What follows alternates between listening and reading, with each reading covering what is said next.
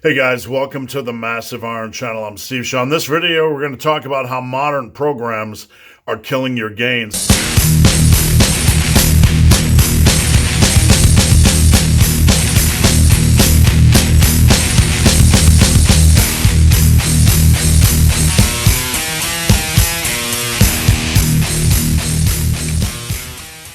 I don't often watch YouTube videos. This morning, I happened to see a video from Basement Bodybuilding, and if you don't subscribe to his channel, please do. It's one of the few I actually pay attention to, and it's quality information.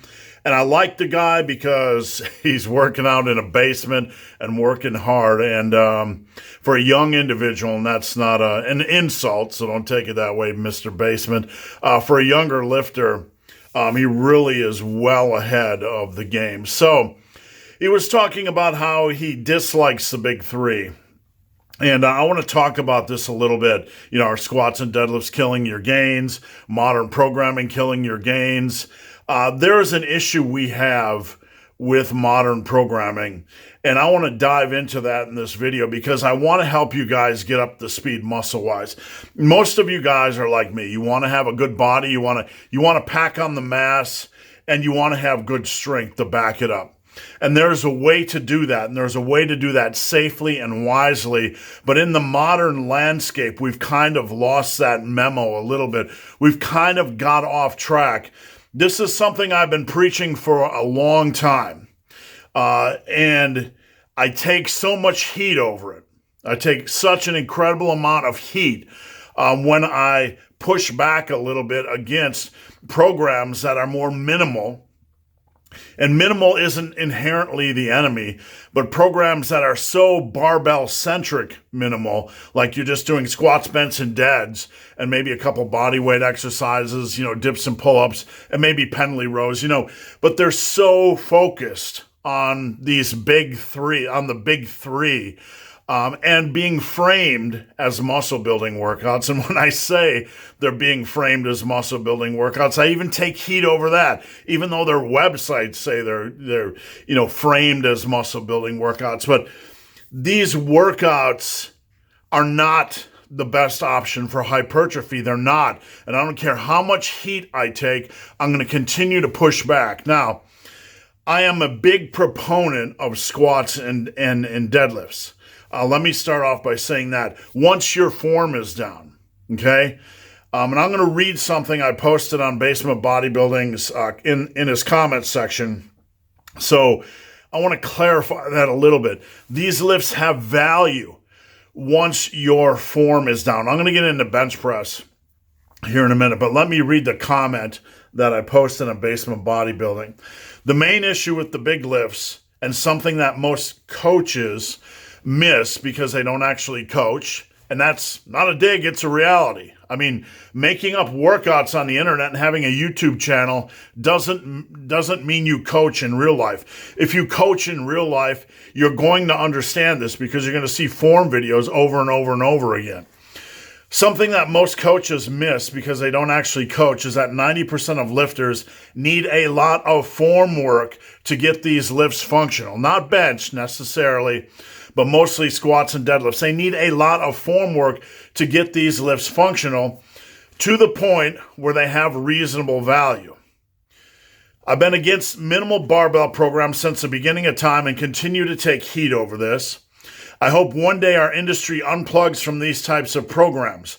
Squats and deads are fine, but should be developed slowly and in the periphery until a quality form coach can validate that form is good enough for these lifts to be elevated to an equal standing in a program.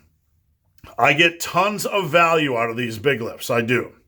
In fact, more than any other lifts, squats have really helped my quads, deadlifts have helped my back. Still, they have always remained as only a single prong in a bigger, vast arsenal. Also, my form is functional enough to derive value from them. I see over 500 plus squat and deadlift form videos each per year. That's not an exaggeration. Between Team Massive and my clients and stuff sent to me on Instagram. Only 10% of them are what I would consider comfortable and natural lifts that derive quality value. Okay? Only about 10% of the lifts of squats and deadlifts that I see are really natural, really comfortable, and the lifter's getting optimal quality value from. That's reality. A lot of guys won't believe that. I get a lot of pushback, but that's what I see, and you can do with that what you want. Use these lifts, but understand you should take time to develop them, and they should not be your primary focus. Herein lies the issue. We have modern programming, which somewhere along the line, there was a weird convergence, okay? So we kind of got back to full body programs, and sometimes I'm framed as like a body part guy. Nothing could be further from the truth. Most of my clients do upper lowers, upper posteriors. Some do push-pull legs. Some do full body. But most of them are somewhere in the middle. Back around 2006, 2007, 2008, when I was running the Muscle and Brawn Forum, we were getting people back to full body workouts. We were getting people back to frequency training. It was a foreign idea at that time. It was something that was seen as a invasive concept. It was so radical to the point where when I was posting these ideas on the Muscle and Strength Forum, my employer, I was asked to be fired. That's a true story by the forum moderators because bodybuilders don't do frequency training, right? So I want to frame that so you guys understand I'm not anti-frequency. Most of my clients do some form of frequency, not necessarily full body, but upper posteriors, push-pull legs, whatever. So there was a weird convergence that happened after that. We started to kind of figure out that it's okay, muscle building wise, to use frequency. But at the same time, we had this invasive species called minimal cult of barbell programs that they were full body, right? But all they did, they took things to the extreme. Squats, bench, deads, and a couple other exercises. That's really how they are on paper. Most of them, or what I would consider the invasive species. So you have full body or frequency training, which is a valid concept, and then along came this giant invasive species that it's a full body workout. You're doing squats multiple times a week, deads, bench multiple times a week. And okay, it's the same thing. And people started to run with these minimal barbell-centric programs. And all of a sudden, you see an army of guys in the gym with subpar form on squats and deads, and that's their primary lift. In some cases, these programs have them doing them 3 times a week.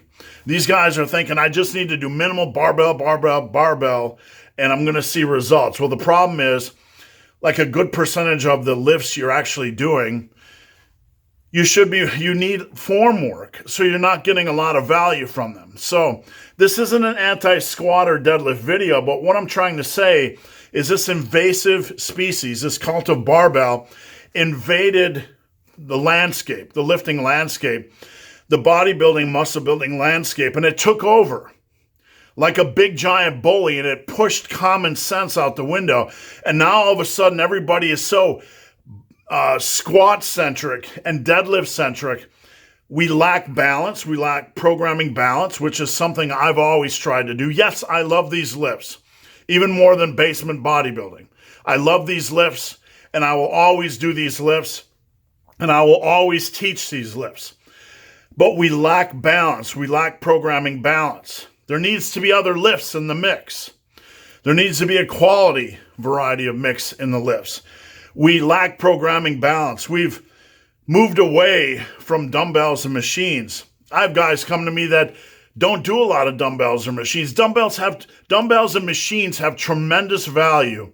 If you are looking to build muscle, they have a lower learning curve, easier to get down your form. They're much easier to understand form. And you can get right into the gym and start safely progressing, right? There's not a steep learning curve for the dumbbell exercises. There's not. So we've kind of gotten away from that. We've gotten away from exercise balance, and we've gotten away from a good balance of using dumbbell and machine exercises and to some degree, quality body weight. And what this did was create a perfect storm that is absolutely devastating when it comes to the results of the average lifter. You have this elevation of squats and deads and bench, and I'm going to get into that in a second. And you have kind of a de-elevation of dumbbell work, machine work, just a whole pool of quality exercises. Squats and deads take time to learn. Once you learn them, they're good lifts, but they should be done kind of slowly in the periphery. We're not trying to attack them aggressively and kill our lower backs, right? We need to take time to learn these lifts, and that's okay.